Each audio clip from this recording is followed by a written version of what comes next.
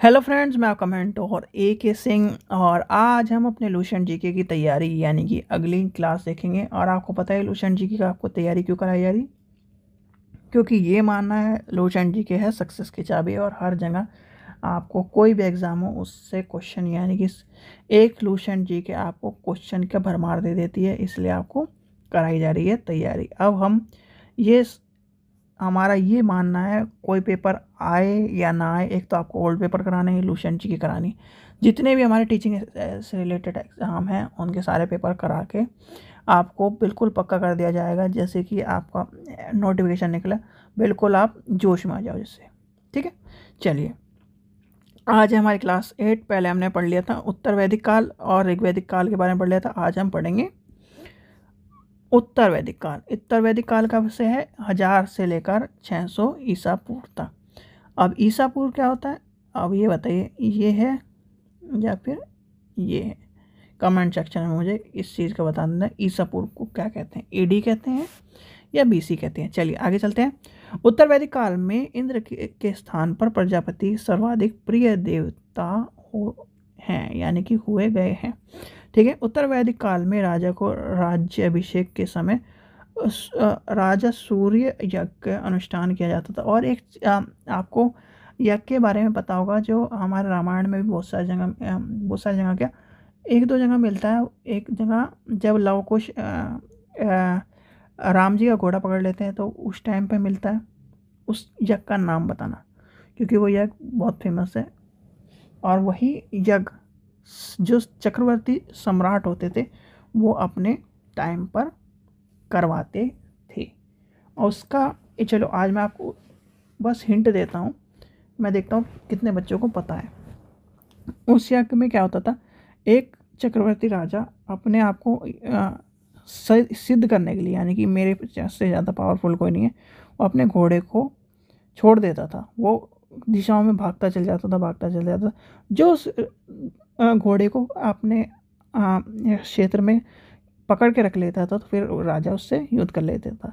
और जो नहीं पकड़ता था वो ये समझ लेता था कि ये सारे मैंने कब्जा लिए। ठीक है, उससे क्या होता था, मैन पावर भी खर्च नहीं होती थी, युद्ध का टाइम भी खर्च नहीं होता था। आज राजा को ये पता था कि जो रोकेगा उससे युद्ध करेंगे, ये सब चीज़ें होती थी। चलिए आगे चलते हैं। उत्तर वैदिक काल में वर्ण व्यवस्था की बजाय जन्म के आधार पर निर्धारित होती थी, यानी कि किस पे होती थी, पहले किस पे थी, वर्ण व्यवस्था जो थी वर्णों के आधार पर। और इस टाइम क्या थी, उत्तर वैदिक काल में कि जो थे बजाय वर्ण की बजाय जन्म पर आ जाते। अगर कोई व्यक्ति शूद्र है तो शूद्र ही कहलाएगा, चाहे वो ब्राह्मण का बेटा क्यों ना हो। इस तरह से जो जन्म प्रथा थी, यानी कि जन्म के आधार पर कह रहा हूँ मैं। उत्तर ऋग्वैदिक काल में ये वाली व्यवस्था थी जो अभी मैंने बताई है। और इसमें क्या थी, वर्ण व्यवस्था की जो थी वो जन्म के आधार पर निर्धारित हो गई थी। जन्म के आधार पर ब्राह्मण का लड़का ब्राह्मण ही होगा, चाहे उसने पहले कोई से भी धर्म में जन्म लिया हो, उसके जो दादा दादी हो यानी कुछ भी हो। ठीक है, उत्तर वैदिक काल में ये डिफरेंस आ गया था। ऋग वैदिक काल में क्या था, अगर कोई काम लोहार का कर रहा है तो वो लोहार ही हो जाएगा, चाहे ब्राह्मण का लड़का हो। ब्राह्मण कोई क्षत्रिय शूद्र है जो ब्राह्मण का कार्य कर रहा है तो वो ब्राह्मण हो जाएगा। तो इस तरह था ये चीज़, आप ध्यान रखना।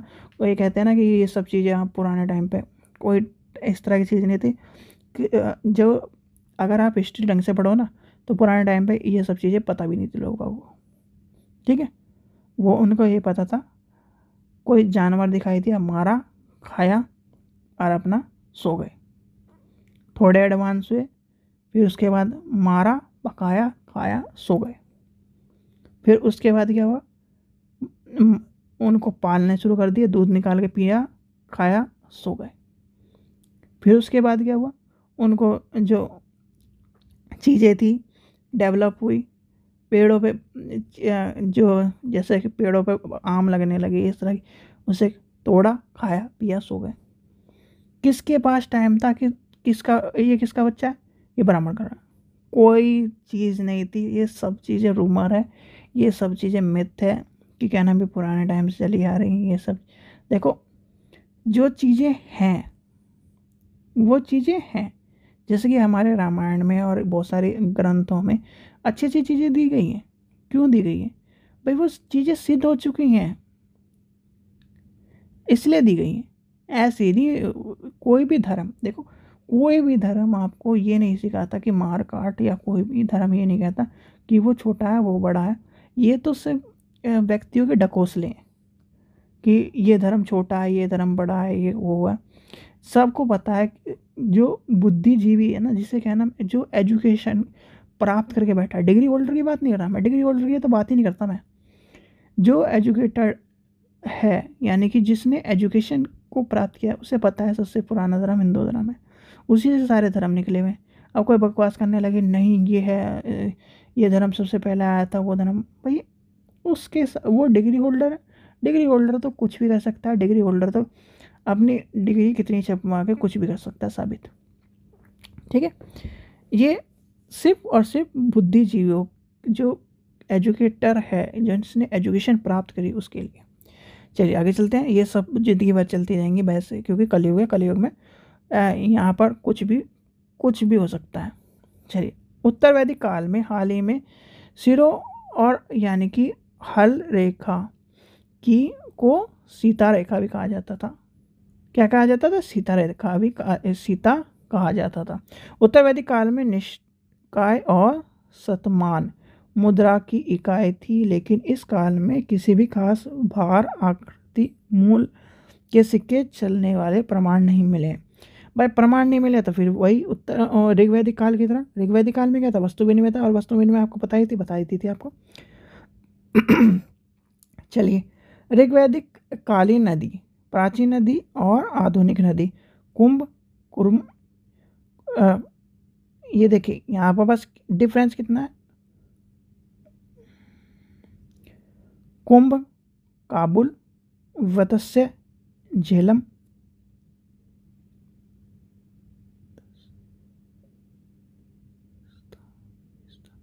वितिस्ता क्या है? झेलम। और आगे का क्या है? आगे आस्कनी, चिनाब, पुरुषनी, रावी, सुदृढ़, सतलुज, विपासा, व्यास, सदनारी, गंडक, दृष्टि, घाघरा, गोमती, गोमल, सुरस्ती, स्वत। ठीक है, आगे चलते हैं। सांख्य दर्शन आपको बताया था। सांख्य दर्शन किसका है? कपिल। ठीक है, सांख्य दर्शन भारत के सभी दर्शनों में सबसे प्राचीन दर्शन है, ये ध्यान रखना। इसमें चलिए, इसके अनुसार मूल तत्व 25 है, यानी कि किसके मूल तत्व क्या है? इसके 25 हैं। इसमें प्रकृति पहला तत्व है। आपने बीएड में सॉरी बीएड किसी ने करी हो, जिसने बीएड करी होगी, यानी कि इस तरह से, या फिर फिलॉसफी पढ़ी हो, तो एक जो तत्व आते हैं, वह कहते हैं जब तत्व मीमांसा, ज्ञान मीमांसा और मूल मीमांसा, फिर उसके बाद फिर हम विचारवादिक सिद्धांत आ जाते हैं, सांख्य दर्शन आ जाते हैं। तो इसमें सब क्या कहते हैं कि किससे ओरिजिन हुआ है। जैसे प्रकृतिवाद है। प्रकृतिवाद किससे हुआ है? प्रकृति से उत्पन्न हुआ। विचारवाद क्या है? विचारवाद में ये कहता है कि विचार कभी भी व्यक्ति के नहीं मरते। वो कहीं ना कहीं, जैसे मैं बोल रहा हूँ, तो ये कहीं ना कहीं जो वॉइस है घूम गई, और ये एयर में ट्रैवल होकर ये कहीं ना कहीं घूमती रहेगी। विचारवाद का ये मानना है, और कहीं ना कहीं साइंटिफिक रीजन भी प्रूव हो चुका है कि जो आप बोलते हो, कहीं ना कहीं जैसे ये हम मेमोरी को स्टोर करते चल जाते हैं, ऐसी एनवायरनमेंट में स्टोर होती चल जाती हैं, और कहीं ना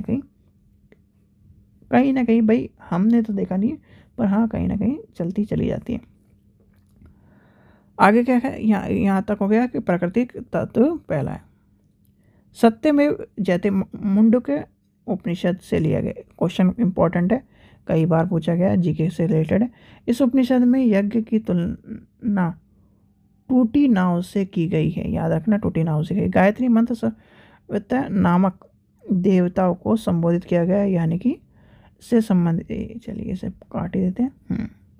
इसका संबंध ऋग्वेद से है। आपको बताया था गायत्री मंत्र कहाँ से मिलता है? ऋग्वेद में मिलता है। उत्तर वैदिक काल में कौशाम्बी नगर में सबसे प्रथम पक्की ईंट का प्रमाण मिला ये क्वेश्चन एक बार पूछा गया था, वो भी शायद से बीएड के एंट्रेंस में पूछा गया, पता नहीं कोई से एंट्रेंस में पूछा गया। महाकाव्य है कौन कौन से? रामायण और महाभारत। और एक चीज़ आपको ध्यान रखना, महाभारत जो है ना वर्ल्ड का, ठीक है, वर्ल्ड का सबसे बड़ा ग्रंथ है। महाभारत का पुराना नाम जय संहिता है और ये विश्व का सबसे बड़ा महाकाव्य है। ये क्वेश्चन जो जय संहिता वाला क्वेश्चन है, जय संहिता वाला क्वेश्चन है यूपी के टीजीटी एग्ज़ाम में पूछा गया। टीजीटी एग्ज़ाम में पीजीटी हिस्ट्री में कई बार पूछा गया और बच्चे को जय संहिता नहीं पता, ठीक है। जय संहिता क्या है? महाभारत है और जय संहिता के बारे में आपको पता होना चाहिए, ठीक है। आगे चलते हैं। गोत्र नामक संस्थाएं का जन्म उत्तर वैदिक काल में हुआ, यानी कि गोत्र जो है वो सब चीज़ें उत्तर वैदिक काल में। उत्तर वैदिक काल के देवता इंद्र को कहते हैं। युद्ध का जो देवता माना जाता है, नेतृत्व और वर्षा का देवता माना जाता है, उसे इंद्र को माना है। अग्नि है देवताओं और मनुष्य के बीच मध्यस्थ को लेके चलती है। आपने एक नाम सुना होगा उज्जैन के राजा विक्रमादित्य, और विक्रमादित्य के बारे में सिंहासन बत्तीसी के बारे में भी सुना होगा, क्योंकि उनका जो राजपाट था वो ऐसा राजपाट माना जाता था, विक्रमादित्य को इतना सत्य माना जाता था कि वो उनको ना कोई भी देवी देवताओं को या कुछ भी चीज़ पूछनी होती है तो वो देवी देवताओं से डायरेक्ट मिल सकते थे, इस तरह का कहा जाता है। और अगर आप देखो, टाइम तो आजकल के टाइम किसी के पास नहीं है। सिंहासन बत्तीसी एक सीरियल आता था, अभी भी वो मिलता है या नहीं, यूट्यूब पे तो मिल जाएगा वैसे तो। सिंहासन बत्तीसी को आप पूरी देख लेना। जो उज्जैन में आज भी सिंहासन बत्तीसी के जो 32 जो वो पुतलियाँ थी, अब तो तख्त जो जिसे क्या नाम कहते हैं ना, कि जहाँ पर वो कोई भी अगर पुराने ज़माने में तो राजा बैठ के उस पर फैसले करता था, जो विक्रमादित्य जी थे। पर जब उसके बाद जो टीले पे जहाँ पर वो स्टोर था, जहाँ पर वो दबा हुआ था, जहाँ जो भी उस टीले पे बैठकर बात करता था वो सत्य बात करता था। एक दिन विक्रमादित्य के बाद जो राजा थे उज्जैन के, उन्होंने देखा तो वो भी बहुत चक्के रह गए। तो उन्होंने सारी पुतलियों के जवाब तो दे दिए, पर वो विक्रमादित्य जैसे पराक्रमी और उस चीज़ को मतलब उस जो जो तख्त था उसको हासिल नहीं कर पाए थे। ये स्टोरी में एक तरह से बताया। वैसे भी बहुत कहने को ही है, आज भी इंडिया में बहुत सारे इस तरह के चीज़ें हैं, बहुत सारे इस तरह के व्यक्ति हैं जिन्हें ज्ञान का भरमार है, कोई अहंकार नहीं। अगर उनके पास आप जाकर भी बैठोगे ना, आपको ऐसे ऐसे ज्ञान की चीज़ बता देंगे आपने ज़िंदगी में नहीं सुनी होगी। और उनका क्या है, ना उन्हें धन का लालच, ना किसी चीज़ का लालच है। कोई जाति पाति धर्म वर्म को नहीं मानते हो, वो सिर्फ मानते हैं तो ईश्वर को मानते हैं, ठीक है। तो यानी कि ये सब चीज़ें पुराने समय से हमारे यहाँ चली आ रही है। और आपने डॉक्टर स्ट्रेंज पिक्चर देखी होगी, कि बहुत सारे स्टूडेंट ऐसे होंगे कि हॉलीवुड की पिक्चर देखते हैं। डॉक्टर स्ट्रेंज में जब वो इंडिया के तिब्बत या फिर इस तरफ के जंगल जाता है ना, और वहाँ पर वो इस तरह की जो चीज़ों को डेवलप करता है, और वो उन नाम तो है उनका याद नहीं आ रहा मुझे भी, मैंने पिक्चर देखी एक बार। जो वो लेडी रहती है जिनके गंजे सी रहती है वो लेडी, तो वो क्या करती है, उसको इस तरह से परिवर्तन कर देती है बिल्कुल, कि उसका माइंड बिल्कुल शार्प कर देती है डॉक्टर स्ट्रेंज का। तो आज भी इस तरह की चीज़ें इंडिया में और तिब्बतन में, मतलब जो इंडिया का पार्ट है वही चलती आ रही हैं, ठीक है। कोई ये कहे कि ना ना ना, बिल्कुल नहीं। इंडिया पहले से सुपर पावर था, आज भी सुपर पावर है, पर वो बहुत सारी चीज़, क्योंकि देखो ज्ञान है तो दिखाया नहीं जाता। ज्ञान का मतलब है जो आपको ये दिखाया कि मैं ये हूँ, फलाना हूँ, टिकड़ा हूँ, मैं इतने पढ़ा लिखा हूँ, इतना, तो सीधे सीधे मान लेना कि वो डिग्री होल्डर है, ठीक है।